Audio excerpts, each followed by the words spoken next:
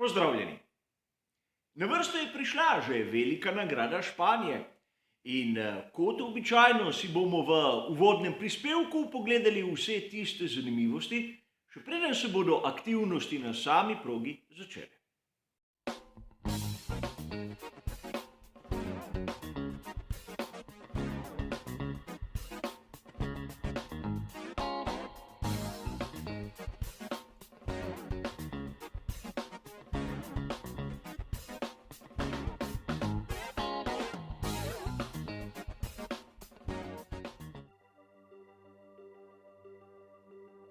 Tudi današnji uvodni prispevek k veliki nagradi Španije bo razdeljen na 3 ločene enote. V prvem delu se bomo malce zazrli v preteklost, v drugem si bomo ogledali značilnosti proge in seveda v zadnjem delu obvezna vremenska napoved. Ko sem razmišljal, katera velika nagrada Španije bi bila primerna za tokratni uvodni prispevek, nisem mogel mimo dejstva, da smo pred kratkim obeležili 40. obletnico smrti Villeneuva. A vsi so se spominjali tistega tragičnega dogodka. Skorajda nihče se ni spomnil na mnoge vesele trenutke, ki nam jih je Gilles podaril. In tokrat si bomo ogledali njegovo zadnjo zmago. Dosegel jo je v veliki nagradi Španije leta 1981. Dirka je zanimiva tudi iz današnjega zornega kota. Poglejmo si skupaj. Zadnjič, da je bila Formula 1 na progi v Harami. Proga ni bila ne vem kako široka in bolidi z turbomotorji ter ogromno talnega efekta so imeli kar nekaj težav s prehitevanjem. Gilles Villeneuve se ni kvalificiral dobro. Namreč najhitrejši je bil takrat Jacques Laffite. A kaj, ko je izjemno slabo štartal ter pobudo nekako prepustil Alanu Jonesu v Williamsu.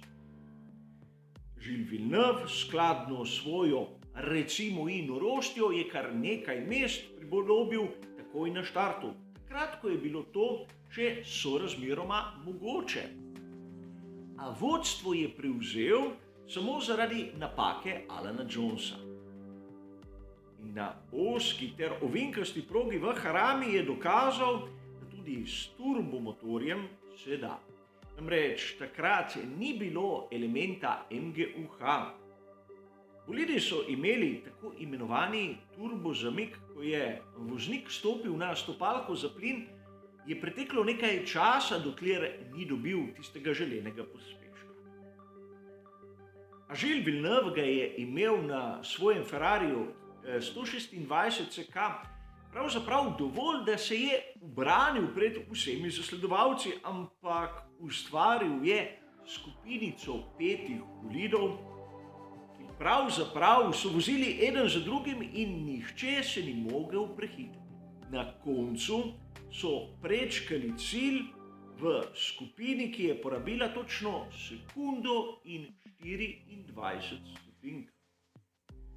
To je druga najbolj zgoščena skupina na cilju dirke za veliko nagrado v celotni zgodovini.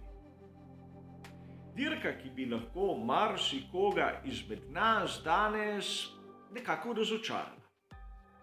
A v tistih pogojih, ko so na primer v progi v Harami bili v prednosti atmosferski motorji, je Gilles zopet dokazal, da je imel tisto nekaj več. Da ga ni pravzaprav prizadelo, da njegov Ferrari ni bil primeren za tisto tipologijo proge, tako kot nekaj tednov prej v Monaku. A vrnimo se k progi v Montmelooju. Progo ekipe poznajo do potankosti. Vidimo lahko na običajni tabeli Pirellija, da so vrednosti tam okrog sredine oziroma na nekaterih rubrikah pri vrednosti 4. Je tista ključna proga za nekako predvidevanje, kateri bolid je najboljši. Namreč, če si najhitrejši v Barceloni, boš verjetno konkurenčen povsod. Velja tista urbana legenda, da pri tovarniški ekipi Mercedes so pravzaprav njihove bolide v preteklih sezonah oblikovali tako, da so bili res konkurenčni najprej tu v Barceloni in kot dobro vemo, tu smo lahko v preteklih sezonah in tudi letošnji videli kar nekaj zimskih testiranj. Zato bo tokratna velika nagrada Španije tudi izjemnega pomena. Namreč ekipe bodo imele neko realno primerjavo s tistim, kar so pokazale v prvem tednu testiranj in tistim nivojem, ki so ga dosegle do sedaj. Predvsem za tovarniško ekipo Mercedes bo to izjemnega pomena. Ampak bodimo pozorni, namreč tu imamo najtrši izbor pnevmatik. C3, C2 in C1. Na zimskem testiranju so imele ekipe na razpolago vseh 5 mešanic, zato moramo biti izjemno previdni, ko nekako primerjamo čase iz tistega tedna s tistimi časi, ki jih bodo dosegli na prostih treningih in seveda kvalifikacijah. Razmerje sil bomo seveda obdelovali kasneje v prispevku pred kvalifikacijami in bolj podrobno seveda v zadnjem briefingu. Tokrat imam izjemno enostavno nalogo, kar se tiče same vremenske napovedi. Petek, soboto in nedeljo sončno. Možnost dežja je opisana kot maksimalno 5-odstotna, torej lahko rečemo, da dežja ne bo. Temperature visoke, med 28 in 30 stopinjami, torej idealni pogoj za veliko nagrado Španije. Pozoril bi vas rad še na nekaj. Seveda dobro veste, da sodelujem s Sportklubom pri komentiranju dirk Formule 1, 2, 3 in ostalih kategorij, tudi tokrat bom zaseden, zato bodo prispevki objavljeni nekoliko kasneje.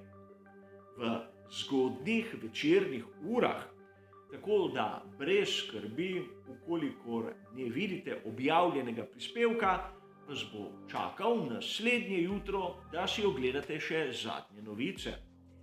Za uvodni prispevek k veliki nagradi Španije bo seveda to vse. Hvala za vašo pozornost ter seveda nasvidenje.